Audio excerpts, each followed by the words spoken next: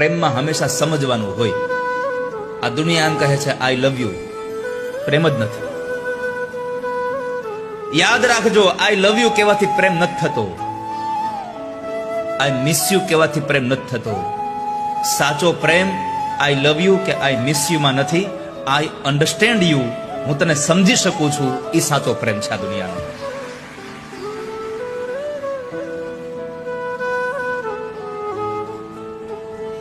તમે એકબીજાને સમજી ન શકો તો શું પ્રેમ છે? પ્રેમમાં હંમેશા સમજવાનું હોય.